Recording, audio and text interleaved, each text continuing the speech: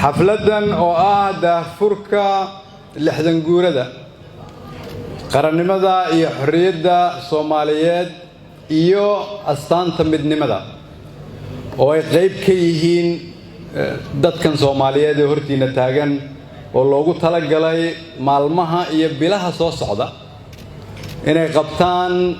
shaqo mug leh oo 60 sano kadib maalinta dhalashadeenna la soo gaaro 26 Juun inaan dib u geeyay karno taariikhdii aan soo marnay tilmaamana ka bixin karno meesha dalku uu joogo iyo meesha aan u socono sababtu waxa ay tahay sida dhaqankeenu yahay waxaa la yiraahdaa sida wasiir Baylay baray 15 jir waxa la cunin 20 jirna hala baratamin 4 jirna hala legdamin 60 jirna hala garamin ama hala fadhi ku dirire waayo uu ka gar helayaa haddaad 60 jir la garantid su'aasha aan isweydiinayna waxa ay tahay waxaan jirsanay 60 waxaan soo gaarnay waqtigii aan la inala garami karin waqtigii aan garta heli karnay waqtigii macnaheedu uu ahaa in aqligeenu uu buuxsamay waxa la rabaa marka maadaama aan 60 jirsanayno inaan isweydiino 60kii sano la soo dhaafay maxaan dhisanay maxaan dhiganay ama maxaan dhuminay waxaa la rabaa 60kii sano la soo dhaafay inaan taariikhdeena dib u yagleelno oo aan niraahdo waqtiga taariikhdeenu ay ugu mudnay ugu muunad wanaagsanayd kulligeen aan dib u eegno waqtiga isaga ah maxaan ahayn maantana xageenu joognaa waqtiga maxaa inoo hagaagsanaa maantana maxaa inaga hadlaysan waqtiga maxaa keenay inaan nahay ama ahayn dal dunida laga yaqaano dadkiisa la ixtiraamo loo soo shaqo doonto dadkoodu aanay qaxin maantana maxaa naga dhigay inaan nahay dad Soomaaliyeed oo dalkooda ka qaxaya wali waqtiga isaga dalkeenu wuxuu ahaa amni waxaa jiray midnimo waxaa jiray qarannimo waxaa jiray hammi Soomaalinimo oo ummadda Soomaaliyeed isku hayay waxaa jiray dad Soomaaliyeed oo aaminsan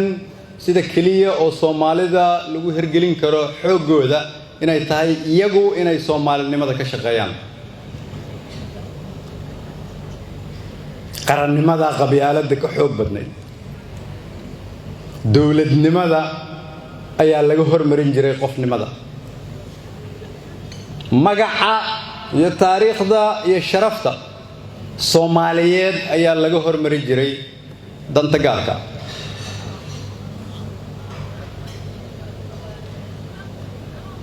cadaaladda ayaa laga hormarin jiray eexda midnimada ayaa dhiigga loo shubi jiray dalka nafta loo hori jiray qaran dumis lama ogolayn eex iyo qabyaaladna lama ogolayn 60 sano kadib waan soo gaarnay waqtigii aan gartana la ka helayn haddii aan Soomaali nahay waxaan isweydiinaynaa maxaa nala ka rabaa qaar baa aaminsan in wax cusub nala ka rabo may nala kama rabo wixii duqda ahaa oo duqoobay oo sharafta lahaa oo aan soo marnay inaan dib u noqono un baa nala ka rabaa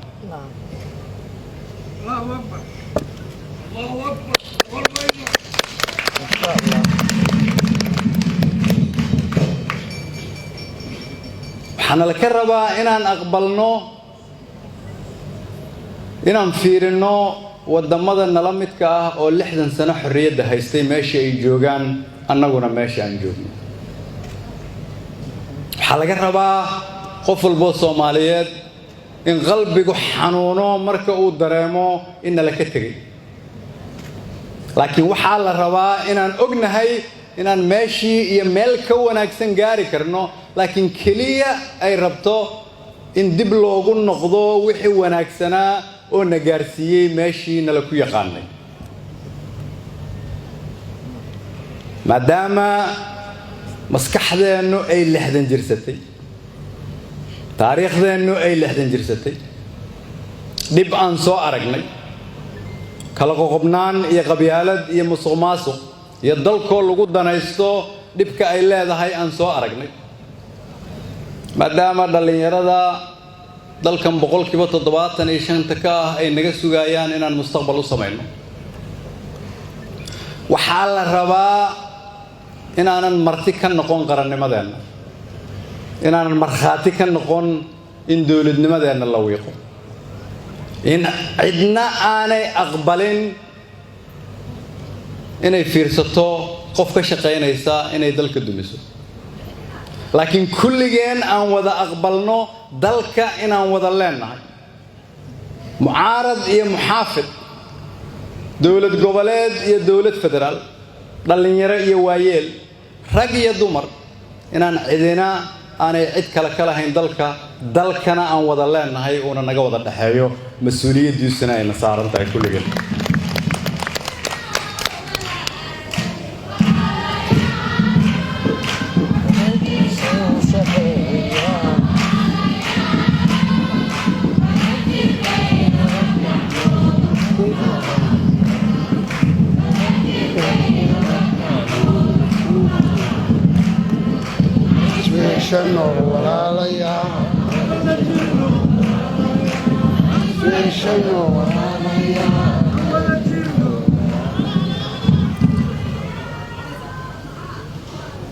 raggii iyo dumarkii Soomaaliyeed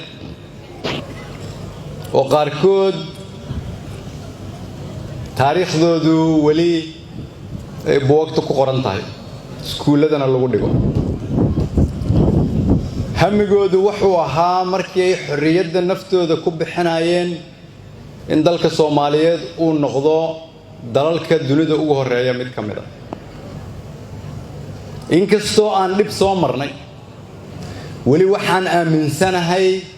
in dadka iyo dalka Soomaaliyeed ay ka fursad badan yihiin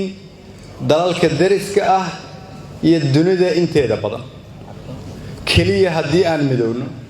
qabyaalada dhinac iska dhigno adduunyada inaan wax ka sugno aan iska dayno oo annagu aan gacmaheena ku shaqaysano khayraadkeena annagoon qarankeena iyo dadkeena ka qiyaamin aan la soo baxno isla xisaabtan dhab ah aan ku shaqayno qofku uu shaqeeyo habeen iyo maalin si aan dunida ula tartanno adeegyo aan u sameeyno caruurteena caafimaad iyo waxbarasho dhisno bulsho caafimaad qabta bulsho aqoon leh 3 sano ka hor qofna maanay ku fikirayn inay imaanayso dawlad awoodda bil walba inay qof walba mushaarkeeda siiso ciidanka dib u habayso dalka deynta ka cafiso awoodda iyo sharafta iyo qarannimada iyo magaca ummadda Soomaaliyeed dib u soo noolayso qofku uu ku qanco Soomaalinimadiisa ما شاء الله جد هذاك بان نجاه الرأي لكن لبسنا يبر كهر أيانو شيء شعب كالصوماليات إن نجاه الرئيسون مال برواقع أفرتني 5 مليون وجوه الرئيسي بنجي الدون كعاوة يوكو صدري أكون كدولة الصومالية